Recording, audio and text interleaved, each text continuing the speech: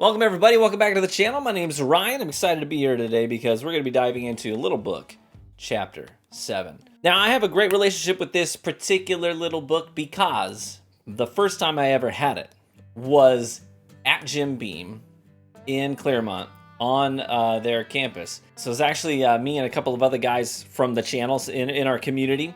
We went down to Kentucky. We met up there because the distillery manager of the Fred B. No Distillery, which is sort of like their side project. It's like their little craft distillery they have there at Claremont. It's not the one where they produce all the white label and stuff like that. It's their more specialized stuff, experimental stuff.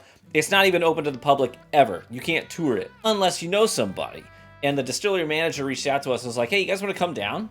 Like, check it out. I'll give you a tour. We'll do a tasting. It'll be fun. And we were like, obviously, yes, we would like to do that. So we went down there on a day that they're closed. It was a Monday, and they gave us the run of the place. I mean, you can see the pictures. It was like people will wait in line outside the gift store to get access to these bottles and hope that what they want is still left on the shelf by the time they get in there. But we were lucky enough. They were like, hey, we'll even put somebody on the register for you. It was just like there were 4 of us, and they had somebody working the register on an off day just for the 4 of us. So we had the run of the place. We could pick up whatever we wanted. It was honestly a really incredible experience. So big shout out to Harry, the distillery manager at the Fred B. No Distillery. You guys are friggin' awesome. We love you. But in that private tasting they hosted for us in like this, it was a killer tasting room too. So they said it was usually just reserved for executives and like special guests. So pretty freaking cool that they did that for us. And there at that tasting was where I first got to have Little Book Chapter 7. And the blend here is just so fascinating. I'm going to go ahead and pour it, let it start opening up a little bit, and then I'll talk about what's in the bottle. Big shout out to Delicious Dairy, by the way, who sent this sample in. He filled it literally to the brim. I cannot tip this at all or it'll start spilling out. So thank you so much, Dairy. I appreciate you. All right, let's talk about Little Book Chapter 7. So this came out late in the year, last year, so Q4 last year. The proof on it is 118.1, and the blend is wild. Okay, so what all's in this juice? You've got 18-year-old Kentucky Straight Bourbon, 17-year-old Kentucky Straight Bourbon, 10-year-old Kentucky Straight Rye, 9-year-old Kentucky Straight Bourbon, 5-year-old malt whiskey finished in smoked applewood barrels, and then to round it all out, a 4-year-old Kentucky Straight Bourbon and a 4-year-old Kentucky Straight Rye. That's the blend. That's a lot. That is a lot of stuff in there. It kind of, it's like on paper, it looks just like a hodgepodge of stuff. So, man, you'd almost expect it to have no real sense of core identity, but that was not the experience that I had. And as far as I understand it, the whiskey community as a whole has really received this particular blend very well. The MSRP for this bottle is $150, by the way. So the thing that's most intriguing in that blend to me, I think, are obviously the 2 really old bourbons, but then also it's that applewood smoked applewood barrel. That's in a malt whiskey in it. That's what's interesting to me, and that's what really, I think, elevated this sip last time I had it. Let's try it again. The very first thing I think of on the nose is actually apple cider vinegar. And you might think vinegar, oh, no. But no. It's like, it's kind of potent, pungent, but not in a bad way. A little bit of like a Kansas City sweet barbecue in there too. I think a pit smoke and a tangy sweet barbecue sauce on the nose. Yeah, fruity, sweet, tangy, savory, all those things on the nose. There's also sort of I don't know, I guess I would call it like a leather kind of a quality to it as well on the nose. All right, let's try it. Cheers. On the front end of the palate, like the most prominent notes I get are very well aged bourbon notes. A little bit of cinnamon, vanilla, allspice, caramely, a lot of that like nice oaky barrel funk quality to it. It's later in the sip that I start to recognize a little bit of that malt whiskey and the smoked applewood influence there as well. Sort of that Kansas City pit smoke we were getting on the nose. That's when it starts to come around a little bit, about halfway through that palate, as those really bourbon qualities sort of subside a little bit, and they yield center stage to the next actor that gets to set up there and start performing and showing off what they can do. And that's where I get that nice tangy, savory, leathery, those notes we were getting on the nose, they start to shine through. Yeah, sweet bourbon, seasoned oak on the front end, second part of the palate, those smoky, tangy flavors, but sort of combining the two, kind of the common thread throughout that experience, I think, is the fruitiness.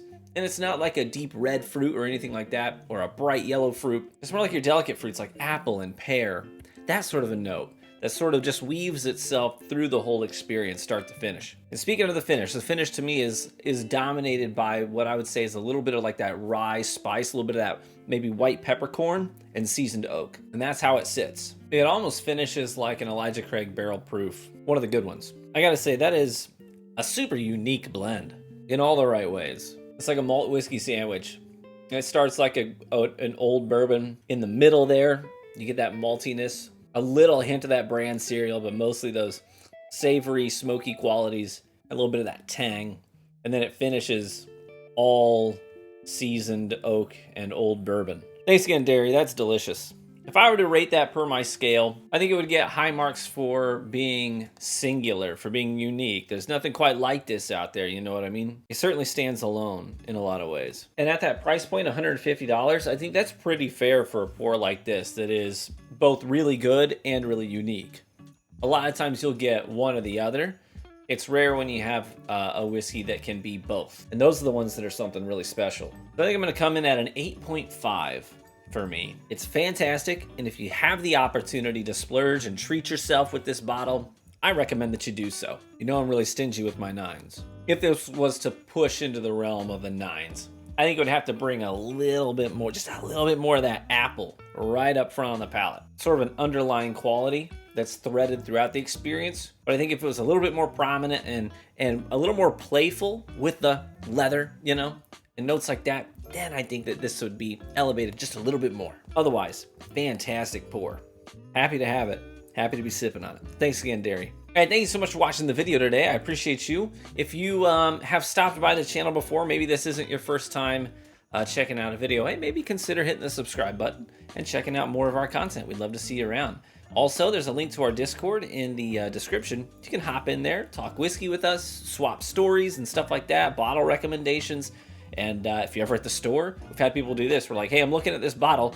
Have any of you had it? Is it good? And sometimes it's like, yeah, pick that up. Other times it's like, bro, save your cash. Stuff like that. We just love having conversations over there. We'd love to see you over there. And a big shout out to my Patreon supporters for supporting the channel and funding the bottles we get to pick up and review here. You guys are my heroes. If you're interested in joining, you can do so for as little as $1 a month. A link is in the description. And if you are a Patreon supporter, just know that next week we're going to be pulling that raffle, I think early in the week, probably Monday or Tuesday. So if you're a Patreon supporter, your name goes in the hat for the raffle. I've got you in there, no problem. If you're a Tier 1 supporter, your name goes in the hat once. If you're a Tier 2 supporter, your name goes in the hat twice, etc., etc. Whoever wins the raffle, I will reach out to you and give you the full list of all the bottles on my shelf. And you get the honor of picking my first Patreon blind. You will pick 4 bottles. I will not know any of them when I do the blind. I will also give you an email address that is my wife's. You will send the list to her. She'll get them poured, and then I'll come into the office, and I won't know what bottles have been touched.